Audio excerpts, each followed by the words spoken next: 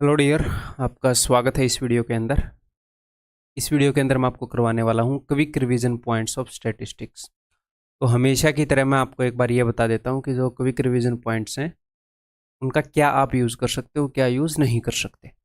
तो जो quick revision points हैं, सबसे पहले वार्निंग है आपके लिए कि not a replacement of multiple revisions.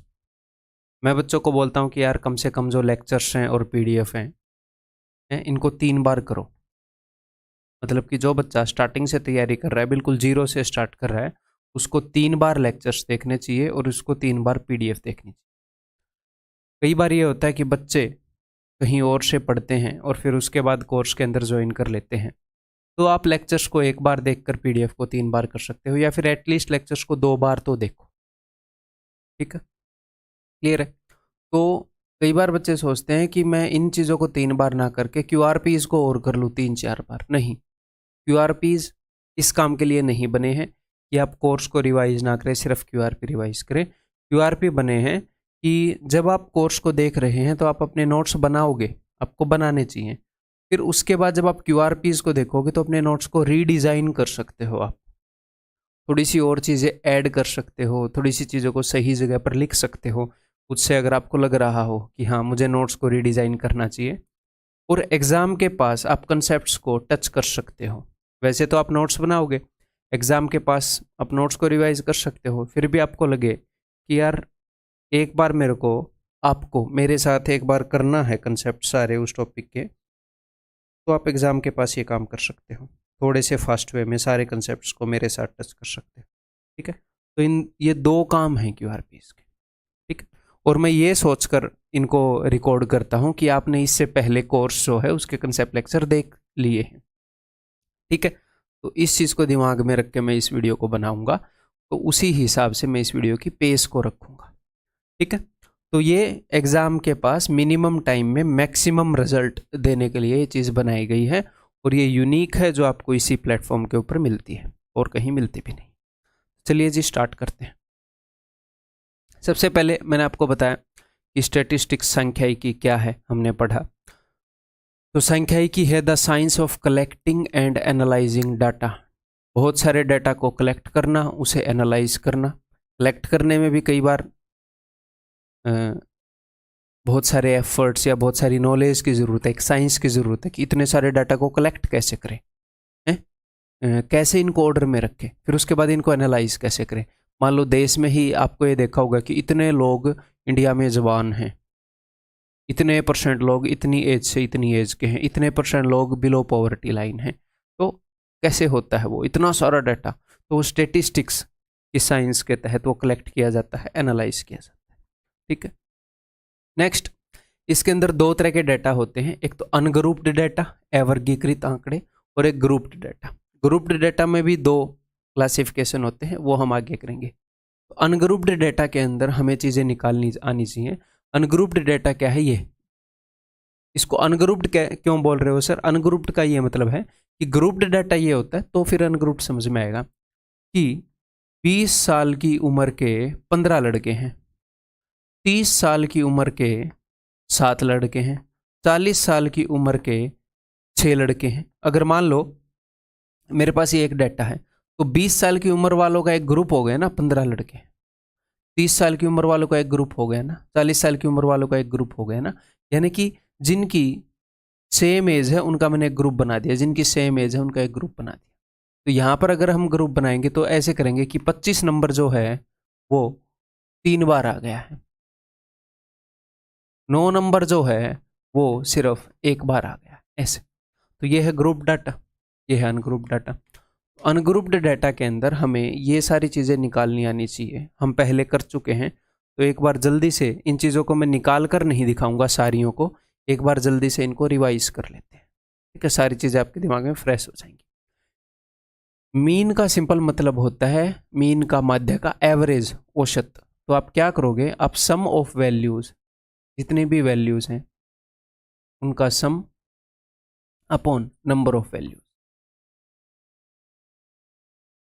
Simple, जैसे हम एवरेज निकालते हैं। क्लियर है? तो यहाँ पर इनका सम मुझे याद है 252 है, और ये टोटल 9 है मेरे ख्याल, 3 3 6 3 9। तो 9 दूनी 18, 7 9 8 72, इनका मीन हो जाएगा 28। ये मुझे याद ही है, ठीक है। माध्यिका, माध्यिका का मतलब होता है, मीन होता है एवरेज, वैल्यू की एवरेज।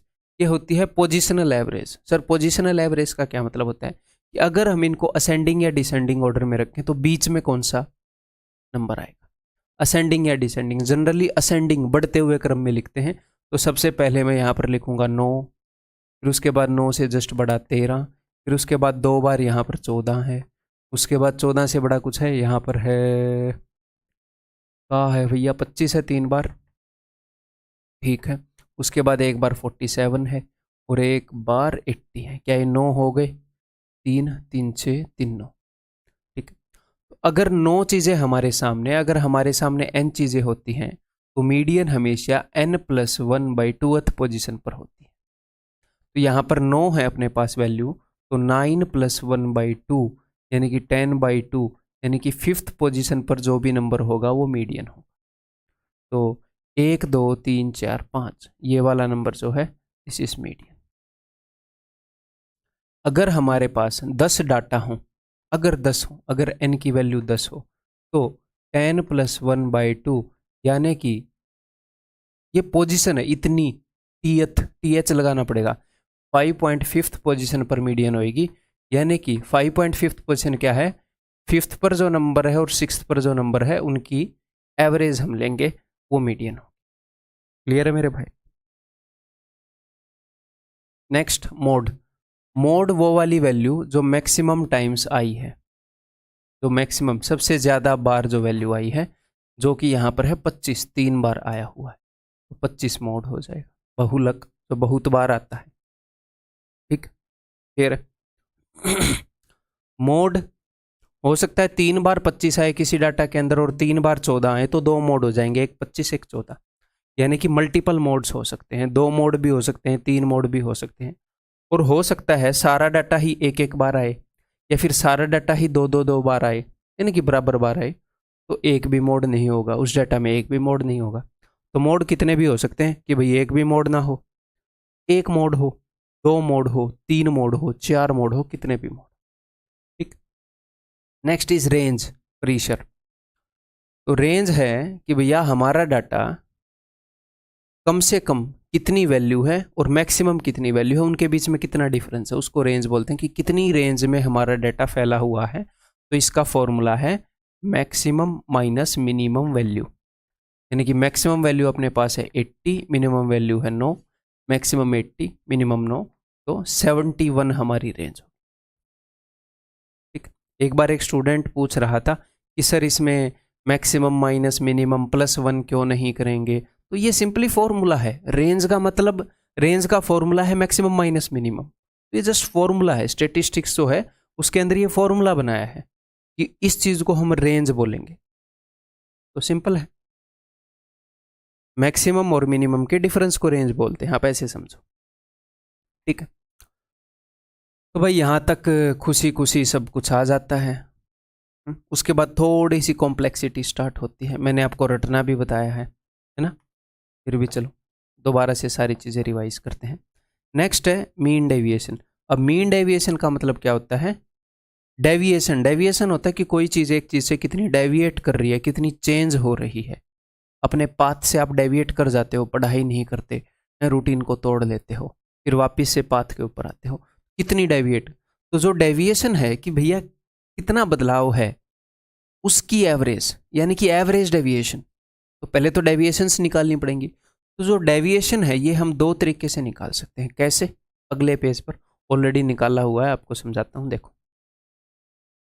मीन डेविएशन, इस मीन को इस मीन से मत कंफ्यूज करना, एवरेज डेविएशन यहां पर ऐसे सोचो कि जो भी डेविएशन है उनकी एवरेज, ठीक है। अब डेविएशन, मान लो मैं आपको बोलूं ये रेल की पटरी है, तो रेल जो है यहां से ऐसे भाग गई, तो इसका मतलब रेल डेविएट हो गई ना।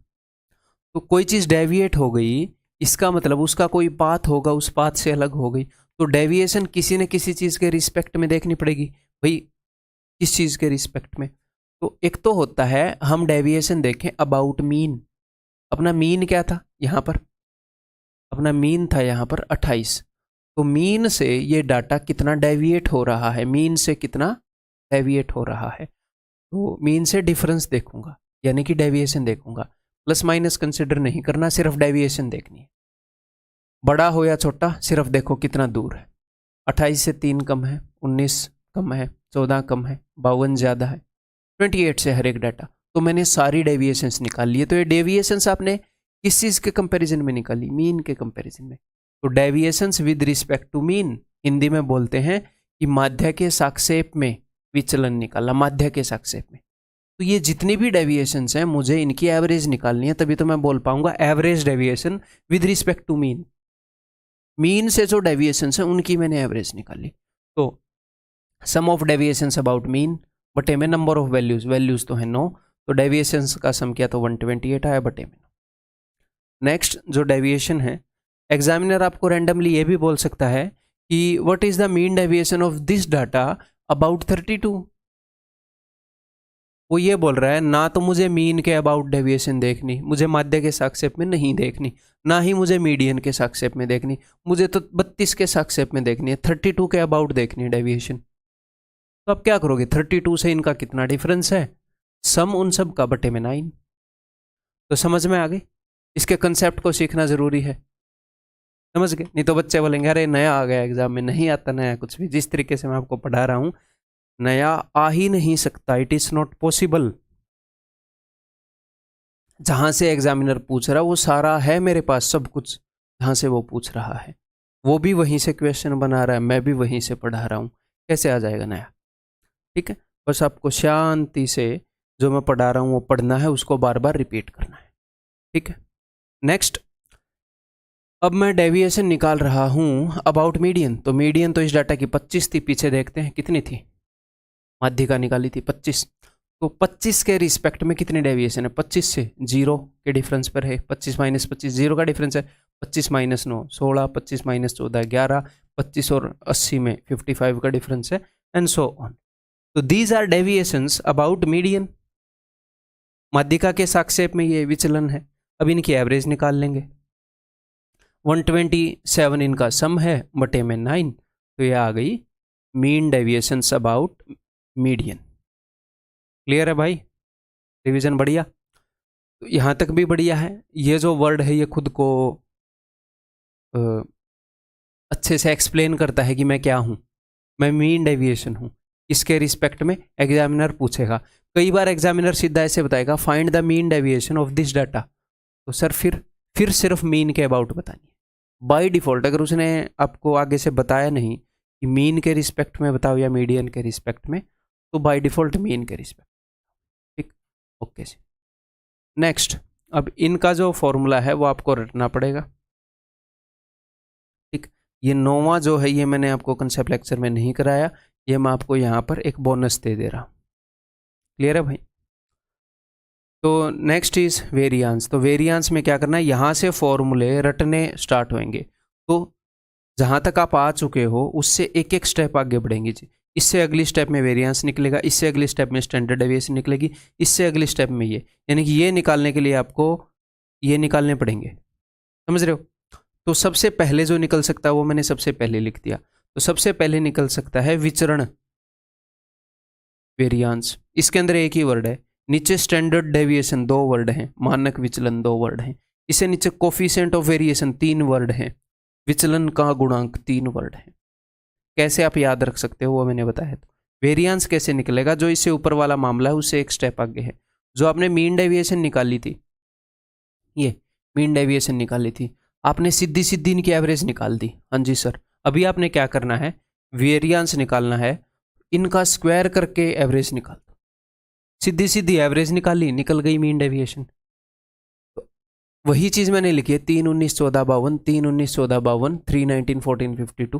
ठीक है, अगर हमें वेरिएंस निकालना है तो ये सारी वैल्यूज हैं, ये सारा डाटा है, ये मैंने डेविएशंस लिखी हैं किससे, मीन से, माध्य से डेविएशंस लिखी हैं। डायरेक्ट एवरेज निकालने के लिए, डायरेक्ट एवरेज निकालने की बजाय अगर मैं स्क्वायर करके इनकी एवरेज निकाल दूंगा तो वो आ जाएगा वेरिएंस। वो क्या आ जाएगा, वेरिएंस, विचरण। हिंदी में इसको ऐसे भी लिख सकते हो। क्लियर है भाई, समझ में आ गई बात। अब आगे बढ़ो, वेरिएंस निकाल दिया, वेरिएंस के आगे क्या था, स्टैंडर्ड डेविएशन। तो स्टैंडर्ड डेविएशन कैसे निकलेगा, पहले आपको वेरिएंस निकालना पड़ेगा और उसके बाद अंडर रूट लगा दोगे। Standard deviation is equal to under root of variance. इसको याद करने के लिए मैंने आपको क्या बताया था कि v के नीचे v, ये v है ना, तो जो v है ये v के नीचे ही आएगा। हिंदी में ये जो v है इसके नीचे v आएगा, v के नीचे v आएगा। क्यों, क्योंकि कई बार बच्चे कंफ्यूज हो जाते हैं, वो ऐसे कर देते हैं under root of standard deviation is equal to variance, ऐसे कंफ्यूज नहीं होना। जो स्क्वायर रूट से जो v बन रहा है उसके नीचे v ही आएगा। तो सिंपली आपने वेरिएंस निकालना है, उसका स्क्वायर रूट कर दोगे, स्टैंडर्ड डेविएशन मानक विचलन आ जाएगा। अब इससे अगली जो चीज़ निकालनी है कोफिशिएंट ऑफ वेरिएशन, तो इसके लिए हमें ये होना चाहिए अपने पास एच डी। तो यही है ना, देखो स्टैंडर्ड डेविएशन निकालने के लिए तीनों चीज़ों को मैं लिखता हूँ, ये दिख रहा है, दिख ही रहा है। सबसे पहले निकलेगा वेरिएंस, ठीक है, इससे ऊपर मीन डेविएशन था, वहां पर स्क्वायर नहीं कर रहे थे, इसमें स्क्वायर करके एवरेज निकाल ली। स्टैंडर्ड डेविएशन के लिए हमें वेरिएंस का होना जरूरी है, उसी को तो अंडर रूट के नीचे लिखेंगे। और कोफिशिएंट ऑफ वेरिएशन के लिए स्टैंडर्ड डेविएशन का होना जरूरी है, ठीक है। कोफिशिएंट ऑफ वेरिएशन क्या होगा, एसडीएम। याद रखने के लिए आपको एसडीएम याद रखना, आपके डिस्ट्रिक्ट में एसडीएम होएगा ना, तो एसडी बटे में एम, स्टैंडर्ड डेविएशन बटे में मीन, ये क्या है, मीन है ये, ठीक है। कई बार वो फ्रैक्शन में पूछ लेता है, मान लो स्टैंडर्ड डेविएशन 2 निकली, मीन 5 निकला, तो 2/5 भी उत्तर में हो सकता है या फिर 40% भी उत्तर में हो सकता है। कई बार वो परसेंटेज में पूछ लेता है, ठीक है। क्लियर है भाई, रिवाइज हो रही हैं सारी चीज़ें। तो ये था अनग्रुप्ड डाटा अब तक। अब मैं आपको बताता हूँ ग्रुप्ड डाटा। ग्रुप्ड डाटा दो तरह का होता है, grouped data without class interval. इसका क्या मतलब है, इसका ये मतलब है, देखो इस डाटा को, frequency distribution of plants according to their height. 61 centimetre की हाइट वाले 5 प्लांट है, तो ग्रुप तो है ना, ये एक ग्रुप 5 प्लांट है। 64 सेंटीमीटर की हाइट वाले 18 प्लांट है। 67 सेंटीमीटर की हाइट वाले 42 प्लांट है। अदरवाइज अगर इसको मैं अनग्रुप्ड लिखता तो मैं कैसे लिखता पता है, 61 सेंटीमीटर की हाइट वाले प्लांट लिखता है ऐसे अलग अलग, कितने हो गए, 1 2 3 4 5, फिर उसके बाद 64 सेंटीमीटर की हाइट वाले प्लांट लिखता मैं 18, और ऐसे करके लिखता। ये अनग्रुप्ड डाटा है, वो ग्रुप डाटा है। सेम डाटा को आप ग्रुप में भी रिप्रेजेंट कर सकते हो, अनग्रुप्ड फॉर्म में भी रिप्रेजेंट कर सकते हो। तो हम कैसे रिप्रेजेंट करेंगे, थोड़ा सा डाटा है, अनग्रुप्ड से काम चल जाता है। बड़े लेवल का डाटा है, पूरे देश का, पूरे राज्य का, ग्रुपिंग करनी पड़ती है और इससे भी एक स्टेप आगे जाना पड़ता है। यह है विदाउट क्लास इंटरवल, यानी कि एग्जैक्टली 61 सेंटीमीटर वाले इतने पेड़ हैं, एग्जैक्टली 64 सेंटीमीटर वाले इतने पेड़ हैं, एग्जैक्टली 67 सेंटीमीटर हाइट वाले इतने पेड़ हैं। अब अगर मैं इनकी ग्रुपिंग करूँ ऐसे क्लास इंटरवल के फॉर्म में, grouped data with class interval की, इसको पढ़ते हैं एक बार, number of students height class, ठीक है, कि 100 सेंटीमीटर से लेकर 105 सेंटीमीटर हाइट वाले 11 बच्चे। देखो पिछले वाले डाटा में क्या था, एग्जैक्टली 61 हाइट वाले 5 पेड़ हैं, यहां पर 100 से 105 हाइट वाले 11 हैं, 105 से 110 हाइट वाले 14। एक इंटरवल दे दिया, इतने से इतनी रेंज के बीच में इतने बच्चे आ रहे हैं, इतने से इतनी रेंज के बीच में इतने बच्चे। जब डाटा और भी बहुत ज़्यादा हो जाता है तो ऐसे करते हैं class interval. This is grouped data with class interval. इसमें सारी चीज़ें कैसे निकालनी है वो ही बताऊंगा, इसमें सारी चीज़ें कैसे निकाल। और जब मैं चीज़ों को एक स्ट्रक्चर में रखता हूँ तो आपके लिए याद रखनी ईजी होती है, आपके लिए समझनी ईजी होती है, सब कुछ आपके लिए ईजी हो जाता है, लॉन्ग टर्म तक दिमाग में रखनी ईजी हो जाती है। तो करें फिर, चलिए। तो हमें 3 चीज़ें देखनी है दोस्त, मीन, मीडियन और मोड। इसके अलावा और चीज़ें नहीं देखनी है, जो वेरिएशन थी, स्टैंडर्ड डेविएशन थी, कोफिशिएंट ऑफ वेरिएशन। मैं पीछे एक चीज़ बताना भूल गया, यहाँ पर मैं बोल रहा था बोनस में एक चीज़ बताऊंगा, ये कोफिशिएंट ऑफ रेंज ना, हाँ चलो ध्यान आ गया। कोफिशिएंट ऑफ रेंज, रेंज क्या होती है, रेंज होती है मैक्सिमम माइनस मिनिमम, है ना। तो कोफिशिएंट ऑफ रेंज होता है मैक्सिमम माइनस मिनिमम बटे में मैक्सिमम प्लस मिनिमम। ये फ्रैक्शन में भी हो सकता है, जैसे यहाँ पर इस डाटा का क्या हो जाएगा, मैक्सिमम माइनस मिनिमम 71 था मेरे ख्याल, है ना, 71, और 80 + 9 89। हो सकता है वो इसको एज इट इज फ्रैक्शन में दे दे या फिर गुणा 100 करके परसेंटेज में दे दे, जिस हिसाब से ऑप्शन गिवन होंगे आप वैसे बता। This is coefficient of range, ये एक बोनस मैंने आपको दे दिया है यहाँ।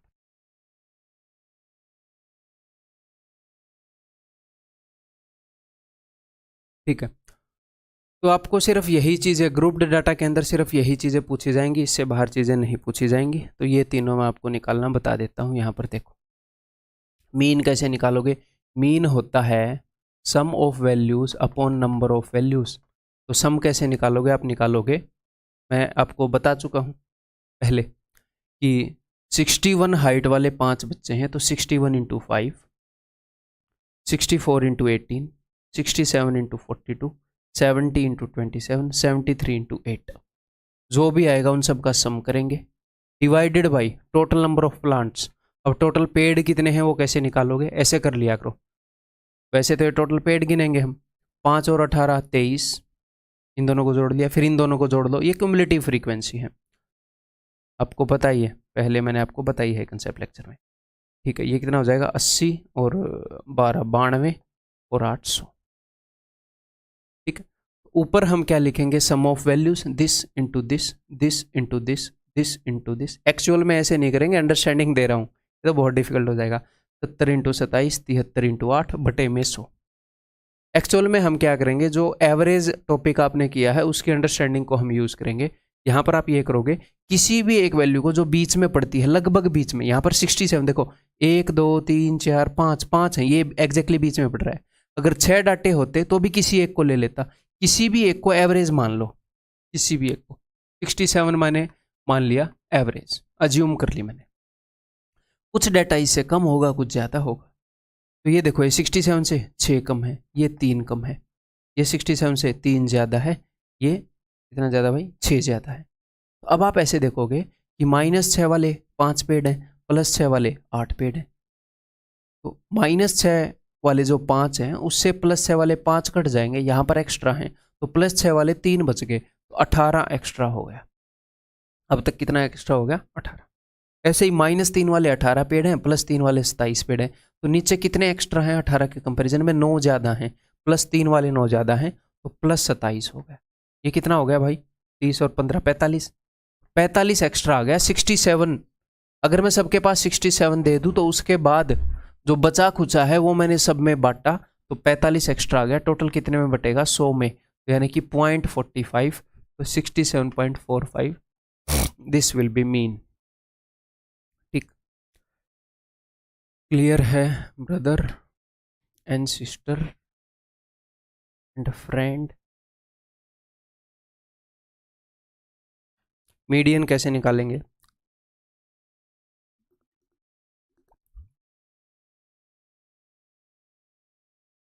याद है,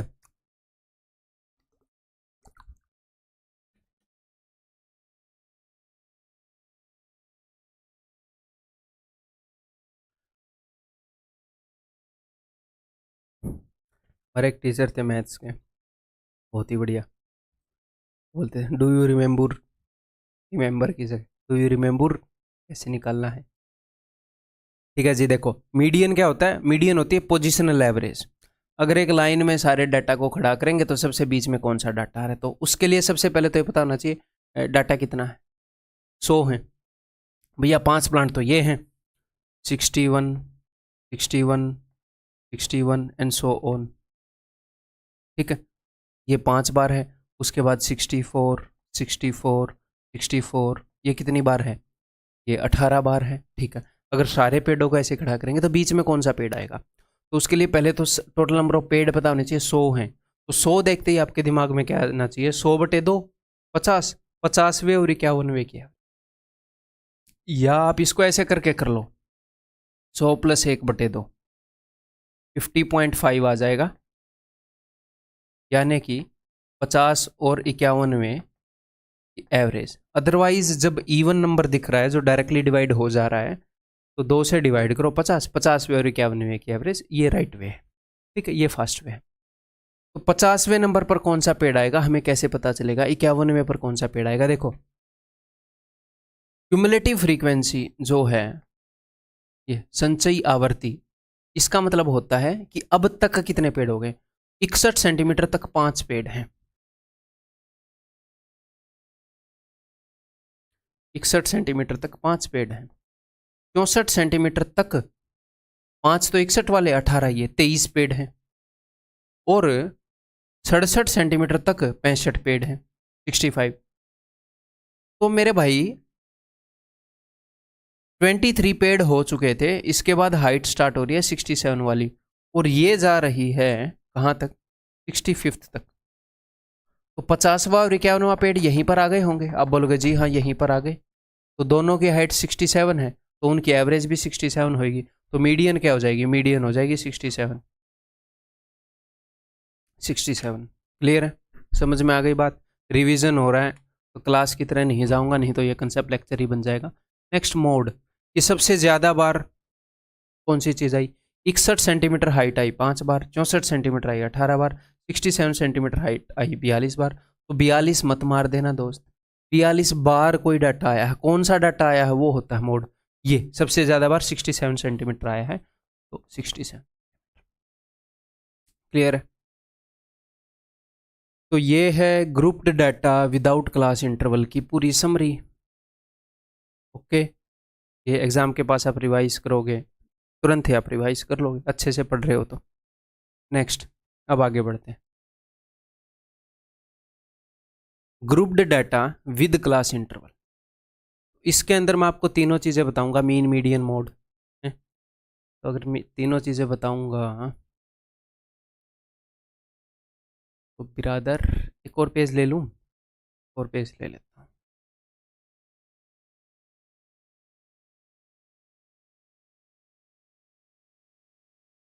देखो मीन मीडियन मोड, ये तीनों चीज़ें बताऊंगा। इससे पहले आपको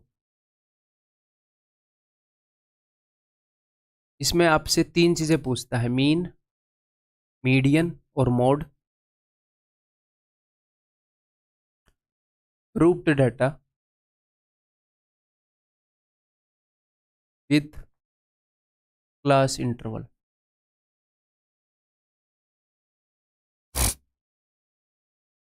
इसमें आपसे एक तो ये 3 चीज़ें पूछेगा कि मीन बता दो, मीडियन बता दो और मोड बता दो। ठीक है, और मीडियन निकालने के लिए हमें निकालनी पड़ती है मीडियन क्लास। तो आपसे ये भी पूछ लेता है कई बार सिर्फ कि मीडियन क्लास बता दो। और मोड निकालने के लिए हमें निकालनी पड़ती है मॉडल क्लास, बहुलक वर्ग, माध्यिका वर्ग। ठीक है, तो ये भी पूछ लेता है। तो कुल मिलाकर पूछनी उसको 3 ही चीज़ें, बट ये निकालने के लिए ये निकालनी होती है। कई बार यही पूछ लेता है सिर्फ, कई बार सिर्फ यही पूछ लेता है। ये 5 ही चीज़ें पूछेगा इसके। ठीक, तो अभी कर दे अपनी जर्नी स्टार्ट। तो यहाँ पर मैं आपको बताना शुरू करता हूँ मीन। मीन तो सिंपल सी बात है, आपको पता ही है, sum of values upon number of values. बहुत सिंपल, कैसे देखो। तो यहाँ पर हम क्या मानेंगे कि 100 से 105 वाले 11 बच्चे हैं, 105 से 110 हाइट वाले 14 बच्चे हैं। तो हो सकता है 11 में से 10 बच्चों की हाइट 100 हो और एक बच्चे की हाइट 102 हो। मैंने आपको क्या बताया भैया, एक क्लास इंटरवल है, एग्जैक्ट मीन नहीं निकलता। पूरे देश का डाटा अगर हम कर रहे हैं तो थोड़ा मोटा एरर तो आएगा ही। तो यहाँ पर हम मान लेते हैं इन दोनों के बीच में 102.5, इन दोनों की एवरेज 100 और 105 के बीच में क्या आएगा कि हर एक बच्चे की हाइट 102.5 मान लिया। क्लियर है, ये एरर डाटा में आएगा, मैं ये नहीं बोल रहा एग्जाम में आप क्वेश्चन करोगे तो उसमें एरर आएगा, वो एग्जाम में ऐसे ही मान के वो कर रहे हैं। ठीक है, क्लियर है, समझ में आ गई बात। यहां पर आएगा 107.5। तो अब मेरी बात ध्यान से सुनो, इन दोनों के बीच में 5 का फर्क है, इन दोनों के बीच में 5 का फर्क है, हमेशा सेम फर्क होएगा। ये है, सेम फर्क ना हो तो अपने सिलेबस में नहीं है क्वेश्चन। तो 102.5 में 5 जुड़ेगा, फिर इसमें 5 जुड़ेगा, ऐसे इसमें 5 जुड़ेगा। आपने क्या करना है, लगभग बीच में जो लग रहा है, जैसे 1 2 3 4 5 6 हैं, तो तीसरे या चौथे किसी को भी ले लो, तीसरे या चौथे किसी को भी ले लो, और आप ये मान लो कि 112.5 हाइट सबकी है, आपने अज्यूम कर ली 112.5। इसके बाद जो भी एक्स्ट्रा या कम होगा वो मैं घटा या जोड़ लूंगा, जोड़ या घटा लूंगा, ठीक है, देख लूंगा। अब बिकॉज 5 का फर्क था तो अगली वाली क्लास 5 ज़्यादा होएगी इससे, अगली वाली 10 ज़्यादा होएगी, अगली वाली 15 ज़्यादा होएगी, इससे पहले वाली 5 कम होएगी, पहले वाली और 10 कम होएगी। तो अब मुझे सिर्फ इन दो क्लास को कंपेयर करना है कि +5 वाले 15 बंदे हैं, -5 वाले 14 बंदे हैं, तो एक बंदा एक्स्ट्रा है यहाँ पर। यहाँ के 14 बंदों से यहाँ के 14 बंदे कट जाएंगे, यहाँ पर एक बंदा एक्स्ट्रा है +5 वाला, तो आप यहाँ पर क्या लिख दोगे कि भैया 5 एक्स्ट्रा आ गया, 1 × 5। अब फिर पीछे चलते हैं, +10 वाले 13 बंदे हैं, -10 वाले 11 बंदे हैं, +10 वाले 2 बंदे ज़्यादा हैं, अच्छा तो 2 × 10 तो यानी कि 20 एक्स्ट्रा आ गया अब तक अपने पास, ठीक। और ये +15 वाले हैं, -15 वाले तो है ही नहीं, तो +15 वाले 10 बंदे हैं, 150 एक्स्ट्रा आ गया। ये कितना हो गया 175, 175 एक्स्ट्रा आ गया, कितने लोगों में बटेगा, इसके लिए हमें करना पड़ेगा टोटल बंदे कितने हैं, ठीक है। तो उसके लिए आप हमेशा क्यूमुलेटिव फ्रीक्वेंसी वाले स्टाइल में निकाला करो अगर क्वेश्चन में कुछ और भी निकालना है, अदरवाइज डायरेक्टली जोड़ लो। कितने बंदे हैं भैया 25, 14 और 11 25 और 35 और 42, 52 5 57, 3 60 70 80, टोटल 80 हैं, तो इसको 80 से मैं डिवाइड कर देता हूँ। 80 दूनी 160, 15/80, 5 × 15, 5 16, 2 3/16, तो प्लस में 2 3/16 कर देंगे। क्लियर है? यहाँ पर मैं वैल्यू निकालने पर फोकस नहीं कर रहा, उत्तर निकालने पर फोकस नहीं कर रहा, मैं फोकस कर रहा हूँ कंसेप्ट रिवाइज कराने पर। हो गया? कैसे करना है ऐसे ही आप करोगे, कैसा भी डाटा हो कैलकुलेशन में आपको करने नहीं दूंगा, टेंशन मत, ठीक है। मीन निकालना आ गया, अब मोड और मीडियन निकालना बता देता हूँ। मोड और मीडियन निकालने के लिए आपको मॉडल क्लास और मीडियन क्लास निकालनी आनी चाहिए, तो ये बता देता हूँ। देखो मॉडल क्लास कैसे निकालोगे, तो मॉडल क्लास होती है जिस क्लास के अंदर मोड हो। कई बार बच्चे पूछते हैं सर क्या मोड मॉडल क्लास से बाहर हो सकता है, नहीं। क्या मीडियन क्लास से बाहर होगी, नहीं, वो उसी के अंदर होगी, इसलिए इनको मॉडल क्लास और मीडियन क्लास बोल रहे हैं।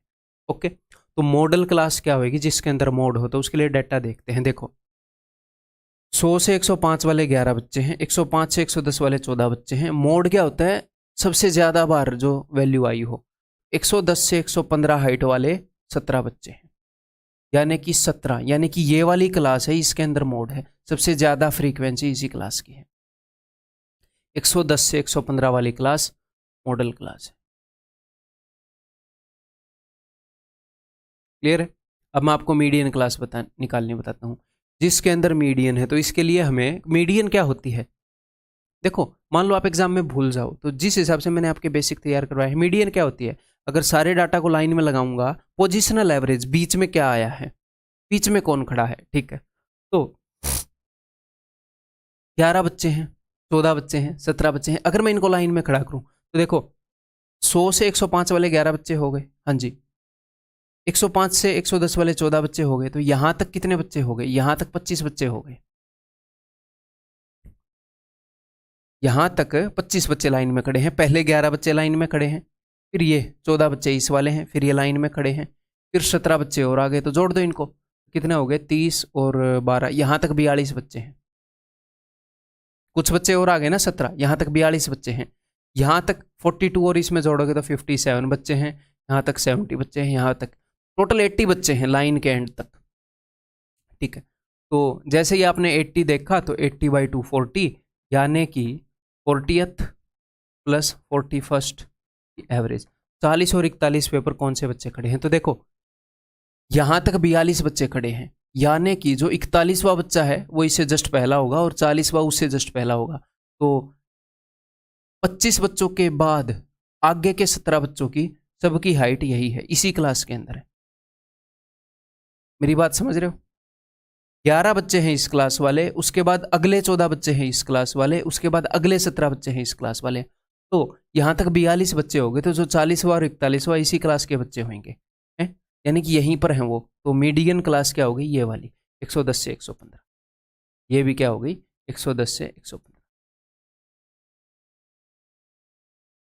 मध्य का वर्ग। बड़े ही प्यार से समझा रहा हूँ QRP होने के बावजूद।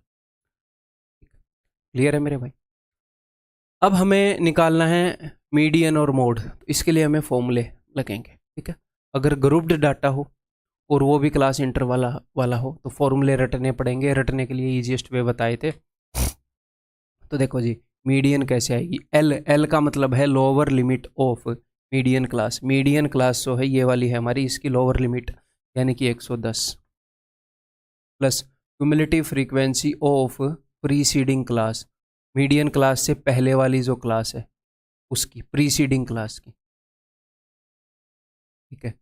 ये n/2 यानी कि n है 80 बंदे हैं, तो 80 में से दोगे 40, 40 माइनस, अब देखो कई बार बच्चे ये भूल जाते हैं, ये जो क्यूमुलेटिव फ्रीक्वेंसी है पहले वाली क्लास की है। तो मेरे दोस्त अगर इसी क्लास की क्यूमुलेटिव फ्रीक्वेंसी को घटाओगे 42 तो नेगेटिव में आ जाएगा, नेगेटिव में नहीं आना चाहिए आप, ठीक है। तो पहले वाले क्लास की क्यूमुलेटिव फ्रीक्वेंसी यानी कि 25 बटे में frequency of median class, median class की फ्रीक्वेंसी क्या है 17 गुणा में हाइट, हाइट यानी कि इनके बीच में जो डिफरेंस है 5 का, गुणा में 5, खत्म। This is your answer, this is your answer.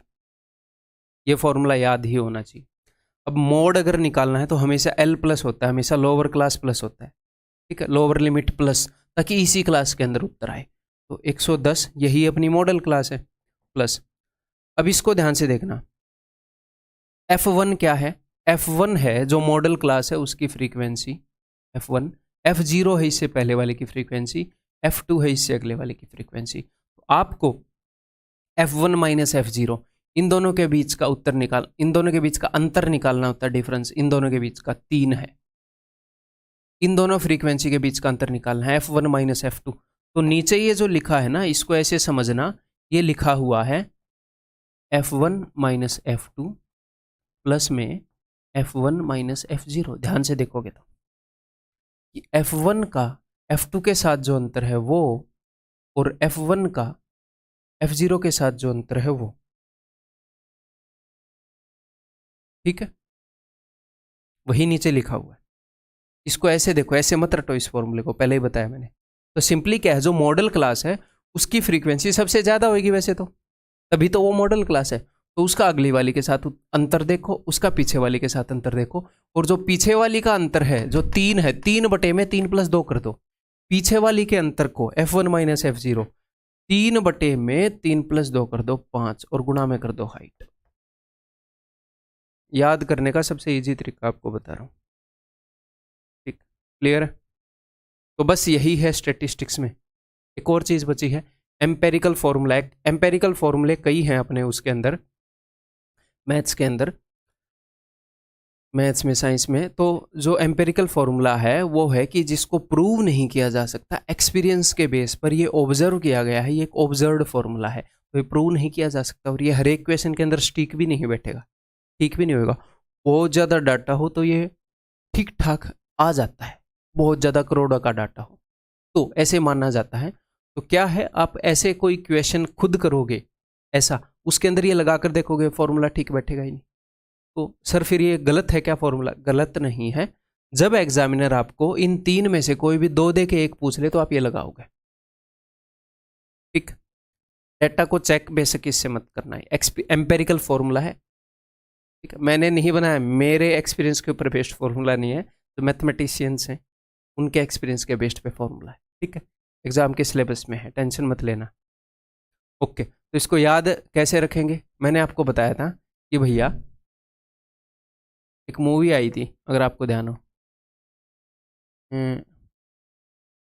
Sanjay Dutt की थी, मेरे को पता नहीं है कौन सी थी, मास्टर मदन था उसमें एक बंदा, मास्टर मदन मुझसे गलती हो गई, ऐसे उस मूवी में बोलते थे वो।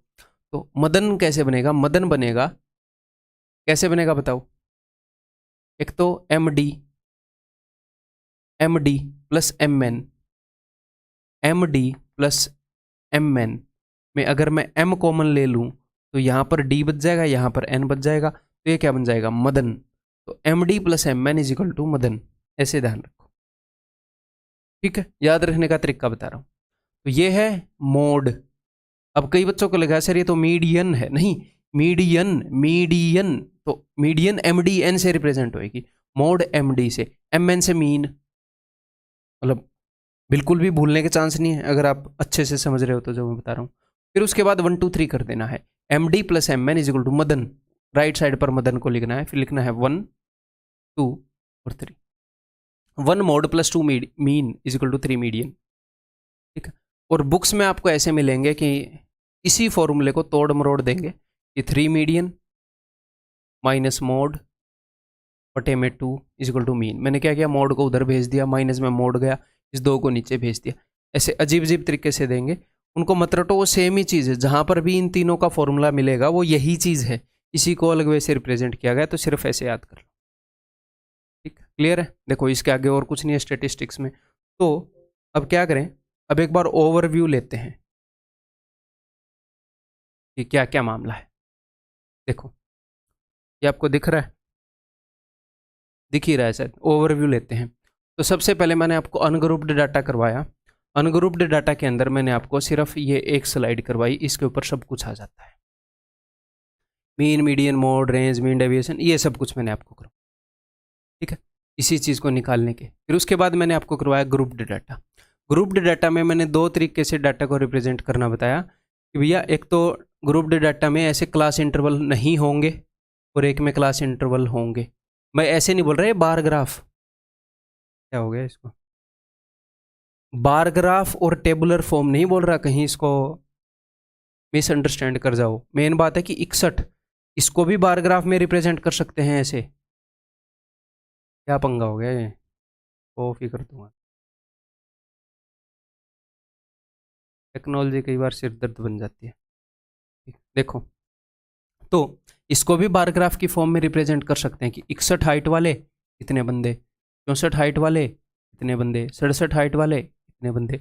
जो डाटा टेबल में रिप्रेजेंट किया जा सकता है वो पाई चार्ट में भी रिप्रेजेंट किया जा सकता है, वो इसके अंदर भी रिप्रेजेंट किया जा सकता है। बात है कि क्लास इंटरवल है कि नहीं, ये सोचना। तो इसमें 2 डाटा थे, without class interval, with class interval.